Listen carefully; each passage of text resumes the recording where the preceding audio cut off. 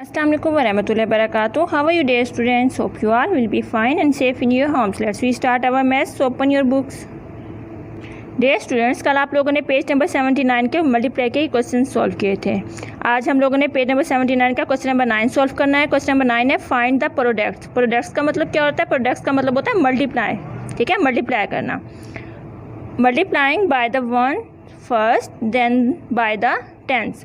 आपने क्या करना है? सबसे पहले वंस को मल्टीप्लाई करना है, फिर आपने टेंस से मल्टीप्लाई करना है। ठीक है, यानी फर्स्ट नंबर को, जो नीचे वाले हमारे पास वैल्यूज़ हैं, फर्स्ट नंबर को आपने पहले 1 से मल्टीप्लाई करना है, फिर आपने 10 से मल्टीप्लाई करना है। इसी तरह से फिर आपने सेकंड नंबर को 1 से मल्टीप्लाई करना है, फिर आपने 10 से मल्टीप्लाई करना है। ठीक है, हम इसे सॉल्व करके देखते हैं।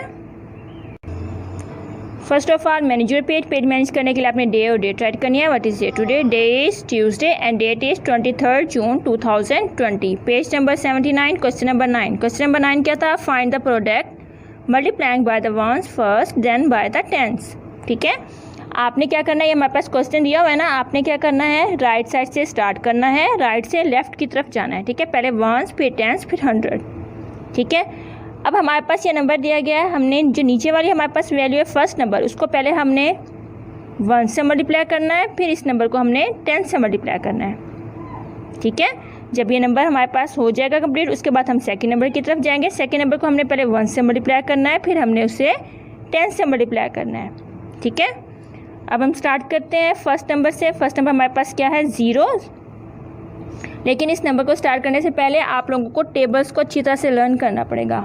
ठीक है, एक तो आपने टेबल्स को अच्छी तरह से लर्न करना है, उसके बाद आप इस क्वेश्चन को इजीली सॉल्व कर सकते हैं। दूसरा, आप लोगों ने हर नंबर के नीचे ही नंबर को राइट करना है, और ऊपर आपने देख लेना है वंस के नीचे ही वंस के नंबर्स होने चाहिए, टेंस के नीचे टेंस के नंबर्स होने चाहिए, 100 के नीचे 100 के नंबर्स होने चाहिए। ठीक है, नंबर्स के नीचे नंबर्स राइट करेंगे तो ईजिली आप क्वेश्चन को सॉल्व कर सकेंगे। दूसरा, आपने टेबल्स को अच्छी तरह से लर्न करना है, उसके बाद ही इन क्वेश्चन को आप इजीली सॉल्व कर सकते हो। ठीक है, अब हम 0 की तरफ आते हैं। 0 को पहले 2 से मल्टीप्लाई करेंगे, क्या आएगा? 0 2 ज़ा 0। 0 क्यों आएगा? क्योंकि जब हम 0 को किसी भी नंबर से मल्टीप्लाई करते हैं तब हमारे पास आंसर क्या आता है? 0 ही आता है। ठीक है, 0 2 ज़ा 0, 0 5 ज़ा 0। हम यहाँ पे राइट कर लेते हैं। ठीक है, ये हमने यहाँ पे राइट कर लिया। 0 को हमने 2 से मल्टीप्लाई किया, 0 2 ज़ा 0, 0 5 ज़ा 0। ठीक है, अब हमारे पास 1 नंबर कंप्लीट हो गया, हम उसी जगह क्रॉस लगा देते हैं। ठीक है, ये हमने क्रॉस लगा दिया। यहाँ पे हमारे पास 1 नंबर कंप्लीट हो गया, उसी जगह हमने क्रॉस लगा दिया। ठीक है, ये वंस वाला नंबर था ना, इसलिए हम वंस में ही क्रॉस लगाएंगे। अब हमने टेंस वाले नंबर को पहले वंस वाले नंबर से मल्टीप्लाई करना है, फिर टेंस वाले नंबर से मल्टीप्लाई करना है। ठीक है, अब ये वाला सेकंड नंबर हमारे पास टेंस वाला है, हमने इसको मल्टीप्लाई करना है 2 से, फिर मल्टीप्लाई करना है 5 से।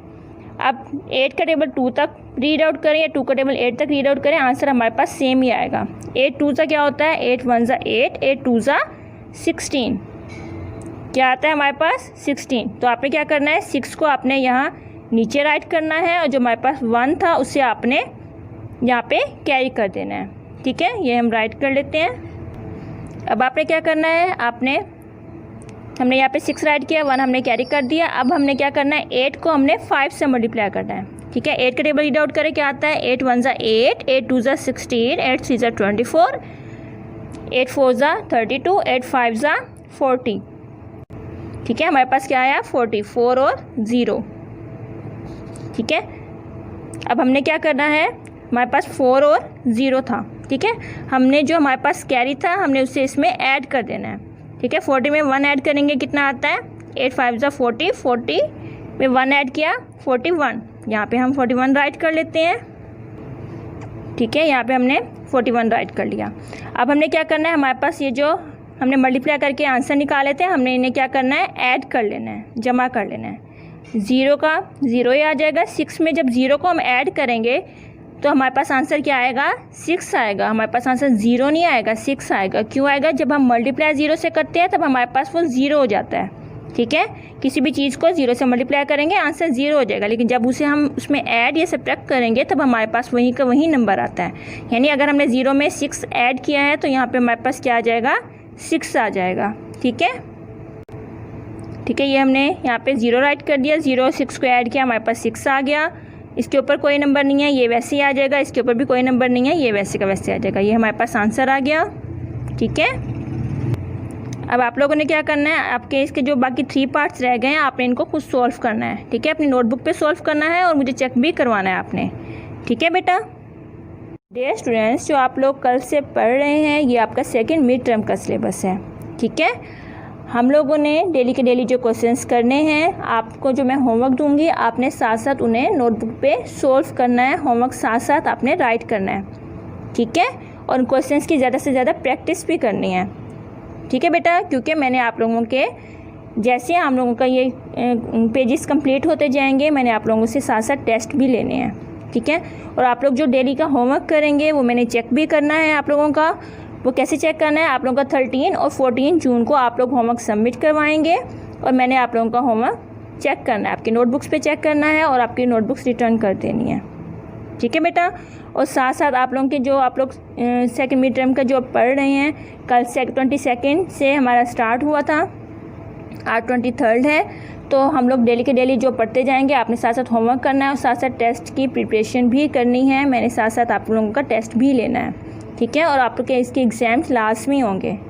ठीक है, साथ साथ अपनी तैयारी करते रहें और इसके अलावा जो हम लोग एक्टिविटीज़ वगैरह करेंगे वो भी उसमें भी आपने लाजमी पार्टिसिपेट करना है। ठीक है बेटा, टेक केयर, अल्लाह हाफिज़।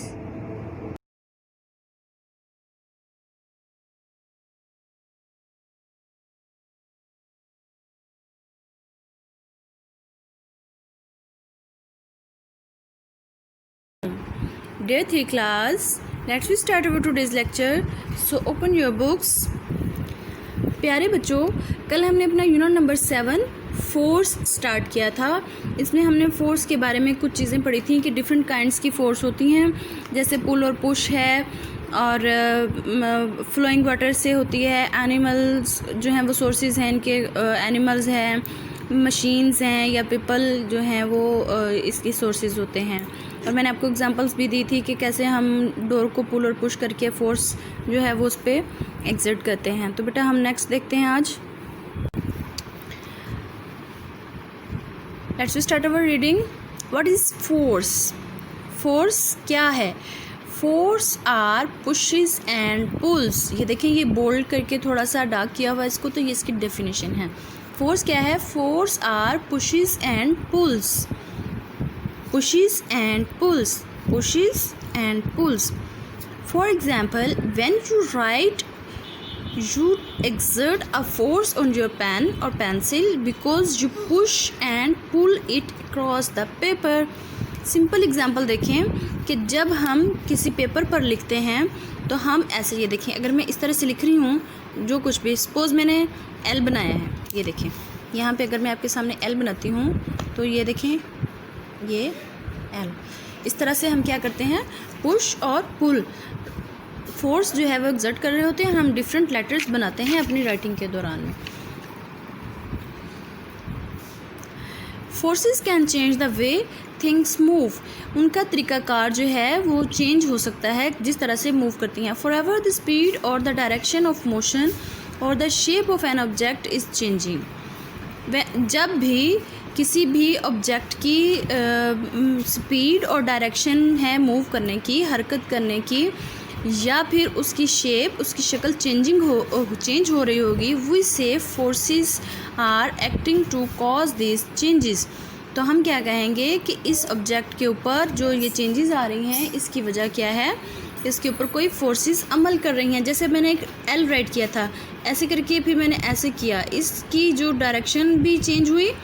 ठीक है, पहले मैंने downward to upward, upward to downward एक लाइन लगाई, फिर मैंने लेफ़्ट टू राइट एक लाइन लगाई, इसकी डायरेक्शन चेंज हो गई मोशन की। ठीक है, फिर इसी तरह से पहले मैंने जब एक सिंपल लिखा तो हमें लगा 1 है, ये सीधी लाइन है, जब ऐसे किया तो उसकी शेप चेंज हो गई ऑब्जेक्ट की। इसी तरह से स्पीड भी हम जो है वो वेरी करती है। तो हम क्या कहते हैं कि इस वक्त जो है ये एक फ़ोर्स काम कर रही है जो मुझे राइटिंग करने में हेल्प कर रही है। ठीक है, what can a force do, और एक फोर्स जो है उसके ज़रिए से हम क्या क्या कर सकते हैं। Force can cause objects to change the shape. बिल्कुल, फोर्स लगाकर हम शेप चेंज कर लेते हैं। डेली लाइफ में हम बहुत सारी चीज़ें करते हैं, हम सब्ज़ी बनाते हैं तो उस पर उसकी कटिंग करते हैं, पहले वो किसी सूरत में होती है, फिर उसकी कोई और शक्ल बन जाती है, और जब कुकिंग करके फाइनल शेप में आती है तो उसकी शक्ल कुछ और ही होती है। अब ये देखें, ये हम आटा गूंथते हैं, पहले ये पाउडर फॉर्म में होता है, इसमें पानी मिक्स करते हैं, फिर इसके ऊपर फोर्स एक्सर्ट करते हैं, इसको जब गूंथते हैं तो ये और हालत में आ जाता है। फिर हम इसकी रोटियाँ बनाते हैं, तब भी हम इसके ऊपर फोर्स एक्सर्ट करते हैं, तो ये इसकी शेप इससे भी चेंज हो जाती है। ये देखें, इस कैन को पुश किया है तो क्या हुआ है, इसकी शेप बिल्कुल चेंज हो गई है। Force change the way things move. Force जो है वो चीज़ों के मूव करने का तरीक़ाकार भी चेंज कर देती है। Force can cause objects to speed up. Force के ज़रिए से जो है वो चीज़ों की स्पीड भी बढ़ाई जा सकती है। ये देखें, ये एक लट्टू को चला रही है, जब इसको छोड़ते हैं, आप लोगों ने, बहुत सारे लोगों ने बेब्लेट और ये चलाए होंगे, तो जब हम इसको छोड़ते हैं तो ये बहुत ज़्यादा स्पीड में चलते हैं, और फिर इसके बाद आहिस्ता आहिस्ता ये कम होती जाती है, कम होते होते रुक जाती है। Forces can cause objects to move in a new direction. और इसी तरह से फोर्स जो है वो उनकी डायरेक्शन चेंज करके इनको एक दूसरी डायरेक्शन में भी मूव करवा देती है। Forces can cause objects to slow down. For example, when a driver pushes on the brakes of a moving car, it slows down. और इसी तरह से जो है फोर्सेस वो चीज़ों को स्लो डाउन करने के लिए भी इस्तेमाल होती हैं या स्लो डाउन कर सकती हैं। जैसे कि ड्राइविंग के दौरान में ड्राइवर जब ब्रेक को हल्का सा पुश करते हैं तो गाड़ी स्लो हो जाती है, जब ज़्यादा ज़ोर से फुली पुश करते हैं तो क्या होता है, गाड़ी स्टॉप हो जाती है। ठीक है, तो कल हम पढ़ेंगे कि वो कौन सी फोर्स है या वो क्या चीज़ है जिसकी वजह से जो है वो स्पीड कम होती है चीज़ों की। ठीक है बेटा, आज का हमारा ये टॉपिक था। कल इंशाल्लाह नेक्स्ट रीडिंग करेंगे। कल तक के लिए फ़ीमानिल्लाह, Allah bless you, have a nice and safe day.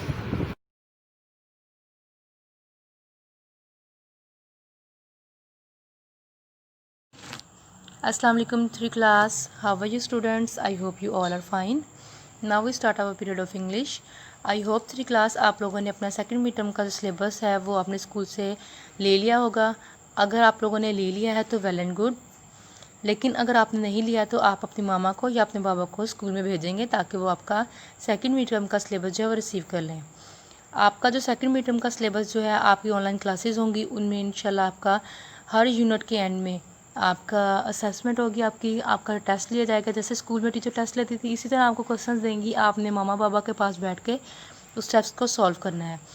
आपको इंशाल्लाह होमवर्क भी दिया जाएगा। होमवर्क जो चेक करने का है वो आपने चेक करने के लिए अपने स्कूल में सबमिट करवाना है, ताकि आपका टेस्ट भी और आपका होमवर्क भी ये आपका स्कूल में चेक हो सके। आपने उस होमवर्क को स्कूल में, जो आपको डेट बताई जाएगी, आपने 13-14 को आपने स्कूल में जो होमवर्क है वो अपना भेजना है। ठीक है, और सेकंड मीडियम का जो सिलेबस है वो आपका इंशाल्लाह फाइनल टर्म में भी शामिल होगा।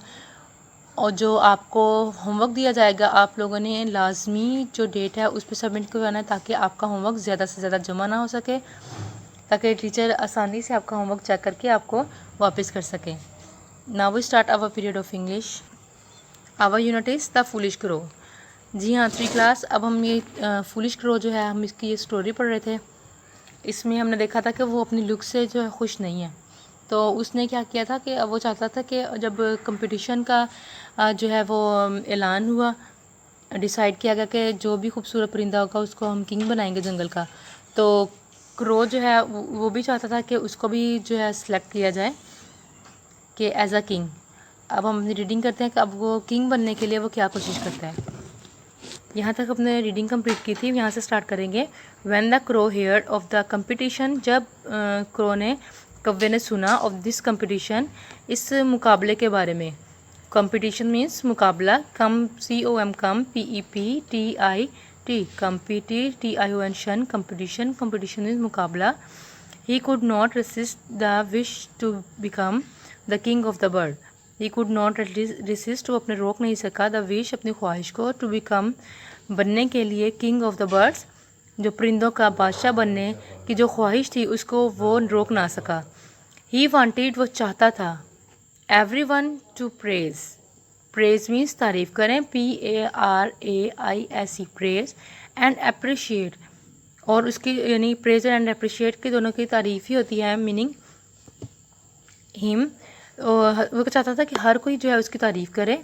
देन ही थॉट, देन फिर, ही थॉट उसने सोचा, THOUGHT thought, I must do something, मुझे लाजमी करना चाहिए, डू समथिंग कुछ, to look attractive, to look attractive पुरकशिश नज़र आने के लिए, ATTRAC attract, TIVE tive attractive पुरकशिश नज़र आने के लिए, एंड ब्यूटीफुल और प्यारा, यानी कि पुरकशिश और प्यारा नज़र आने के लिए मुझे कुछ लाजमी करना चाहिए।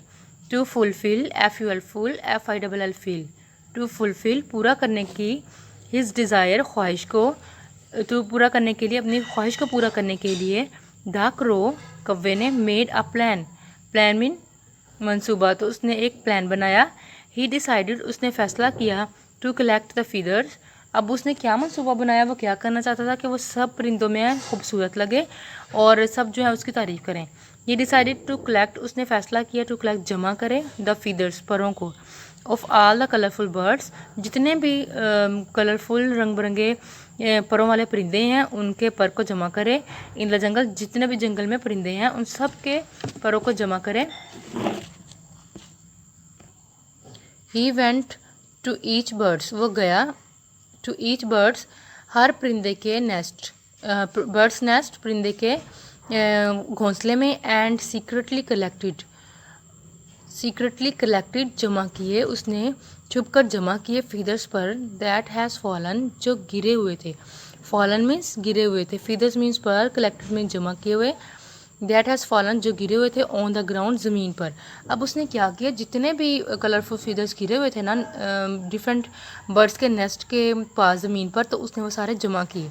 ही कलेक्टेड मैनी डिफरेंट कलर्स, उसने जमा किए मैनी डिफरेंट कलर्स, मुख्तलिफ रंग और फीदर, यानी कि मुख्तलिफ रंगों के पर जो जमा किए, उनमें कौन कौन से कलर्स थे, द पैरट्स ग्रीन, जो तोते के पर होते हैं वो ग्रीन कलर के होते हैं और उसने उसके ग्रीन सब्ज़ रंग के पर जमा किए, द पिजन्स ग्रे, कबूतर के ग्रे कलर के उसने जो पर जमा किए, and the peacock soft silkie and multi coloured feather, और मोर के जो है डिफरेंट नरम सिल्की और मल्टी कलर्ड फीदर्स, और मुख्तलिफ किस्म के जो कलर्स होते हैं, आपको पता है मोर आपने देखा है उसके डिफरेंट कलर्स होते हैं, बहुत प्यारे से उसके फीदर्स होते हैं, उसने सारे वो फीदर्स जो हैं वो जमा किए। सो 3 क्लास यहाँ तक हम अपनी रीडिंग जो है वो स्टॉप करेंगे। यहाँ तक हमने पढ़ा कि जो क्रो है, फुलिश क्रो, उसने अपनी जो डिज़ायर है उसको सेटिस्फाई करने के लिए, अपने जो लुक है उसको बेहतर बनाने के लिए, ताकि वो अपनी सब परिंदे जो हैं उसकी तारीफ़ करें, उसने क्या किया, उसने वो सारे फीदर्स जो हैं वो जमा किए। अब जमा करने के बाद वो क्या करेगा, अब हम नेक्स्ट रीडिंग में पढ़ेंगे। आपने तब तक इस रीडिंग जो हमने पीछे रीडिंग की है और आपने उस रीडिंग को पढ़ना है, मामा को करके दिखानी है और इसके मीनिंग्स जो हैं वो लर्न करने हैं। आवर पीरियड इज़ ओवर, फी अमानिल्लाह स्टूडेंट्स।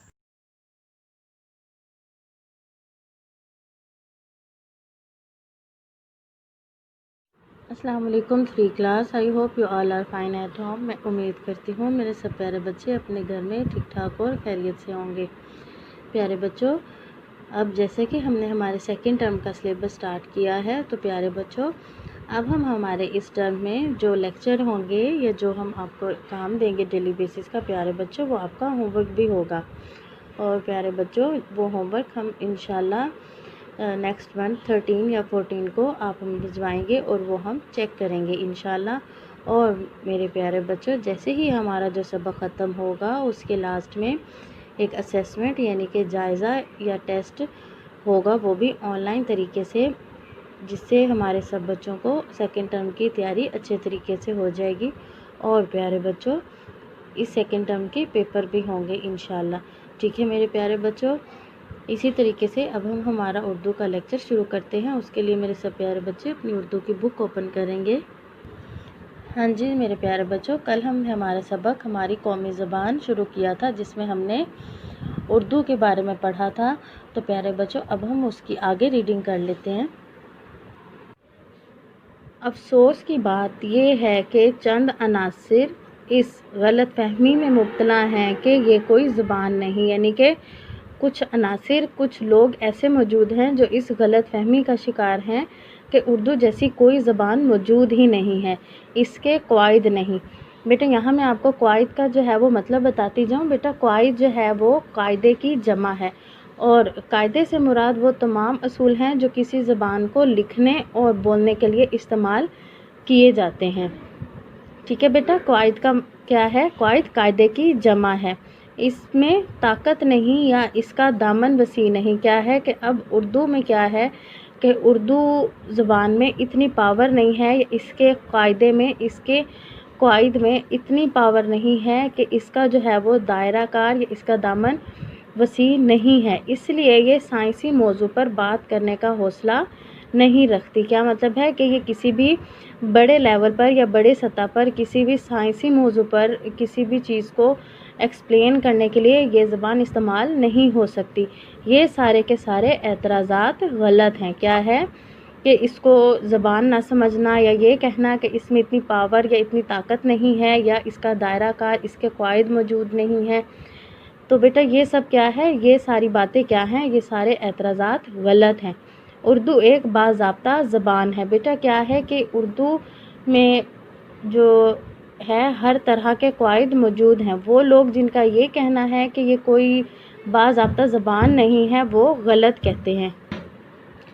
उर्दू एक बाज़ाब्ता ज़बान है क्योंकि इसमें जो है वो तमाम असूल और कायदे इसी ग्रामर की रूह से सब मौजूद हैं, इसलिए ये एक बाज़ाब्ता ज़बान है। इसका दामन बड़ा वसी है और ये अपनी वसील क़ल्बी यानी कि खुले दिल की वजह से दूसरी इलाकाई ज़बानों को अपने अंदर जज़्ब कर लेती है। क्या है कि दूसरी इलाकाई ज़बानों के कुछ अल्फाज भी उर्दू में शामिल हैं और शामिल हो भी जाते हैं।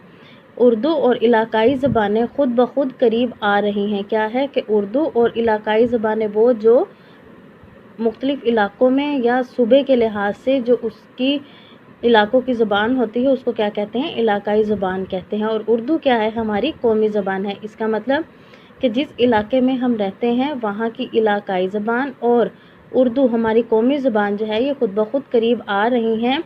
वो किस वजह से कि उर्दू में इलाकाई ज़बानें भी शामिल हो जाती हैं और एक दूसरे से फ़ायदा हासिल कर रही हैं।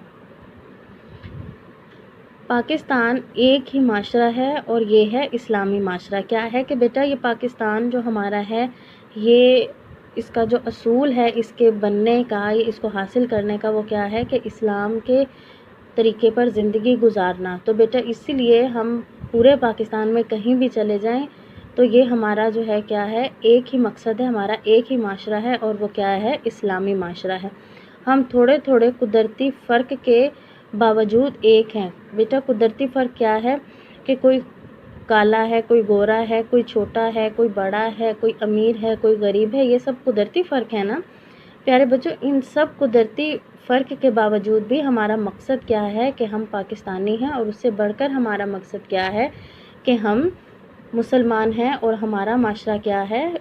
इस्लामी माशरा है कि हमने यहाँ पर इस्लाम के मुताबिक ज़िंदगी गुजारनी है।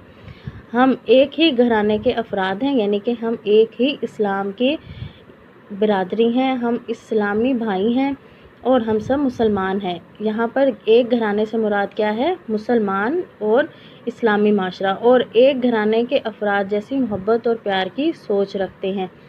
पाकिस्तान में उर्दू की तरक्की के लिए तमाम सूबों ने अपनी अपनी ताकत, सलाहियत और वसाइल के मुताबिक हिस्सा लिया। क्या है बेटा कि उर्दू को फ़रोग़ देने के लिए हर सूबे ने अपनी अपनी ताकत के मुताबिक जो है वो इसको प्रमोट यानी कि इसको बढ़ाने के लिए बहुत सारी कोशिशें की हैं। अदीबों और शायरों ने इस ज़बान को बहुत तरक्की दी है। अदीबों और शायरों ने बेटा क्या है कि उन्होंने अपनी लिखाई से, अपने अशार से, अपने सोच से जो है इस ज़बान को तरक्की देने में बहुत अहम किरदार अदा किया है। ये ज़बान चारों सूबों के दरमियान राब्ते की ज़बान है। क्या है कि किसी भी सूबे का इंसान हो, वो कहीं भी रहता हो, उसको उर्दू लाजमी आती होती है। इसलिए हम कहीं भी चले जाएं, हमें अगर उस सूबे की या उस इलाके की ज़बान नहीं आती तो हम उर्दू बोलकर अपनी बात दूसरे तक पहुंचा सकते हैं, क्योंकि ये चारों सूबों में समझी और बोली जाती है। क्योंकि ये कौमी ज़बान है इसलिए ये हमारे चारों सूबों में बोली जाती है। ठीक है बेटा, हमारी यहाँ तक रीडिंग है। अब हम हमारा कॉपी वर्क कर लेते हैं। हाँ जी मेरे प्यारे बच्चों, अब हम हमारा कॉपी वर्क स्टार्ट करते हैं। बेटा कॉपी वर्क स्टार्ट करने से पहले मैं आपको कुछ बातें याद करवा दूँ। प्यारे बच्चों, जैसे कि आप सबको याद होगा कि जब भी हम कोई भी चैप्टर का कॉपी वर्क स्टार्ट करते हैं तो हम सबसे पहले क्या करते हैं? हम टाइटल पेज बनाते हैं। टाइटल पेज क्या होता है बेटा?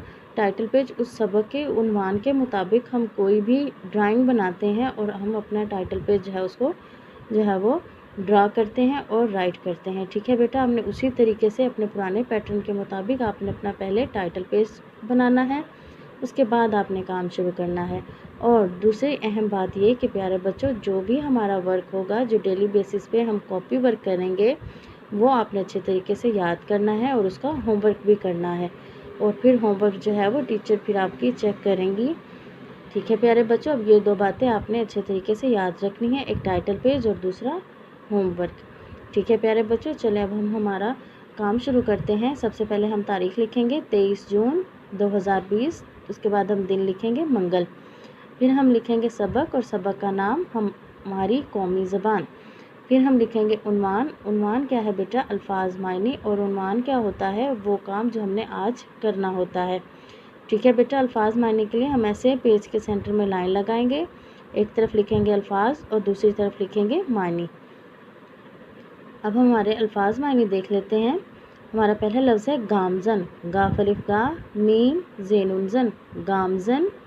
गामजन मायने चलने वाले, चे लाम चल नून बड़िए ने, चलने, वाव अलिफ वा लाम बड़िए ले, वाले, चलने वाले, गामजन चलने वाले। अगला लफ्ज़ है हमारा जायज़, जीम अलिफ जा हमज़ा जे, जायज़। जायज़ मतलब दुरुस्त, दाल रे सीन ते, दुरुस्त। अगला हमारा लफ्ज़ है गलत फहमी, गैन लाम तो गलत, फे है मीम छोटी मी, फहमी, गलत फहमी। मायने है इसके गलत समझना, गैन लाम तो गलत, सीन मीम झे नून अलिफ ना, समझना, गलत समझना। अगला हमारा लफ्ज़ है इलाकाई, आइन लाम अलिफ ला काफ अलिफ का हमज़ा छोटी ई, इलाकाई मायने इलाके से, आइन लाम अलिफ ला काफ बड़िए के, इलाके, सीन बड़िए से, इलाके से। हमारा अगला लफ्ज़ है धूम, दाल है ध वाओ मीम, धूम।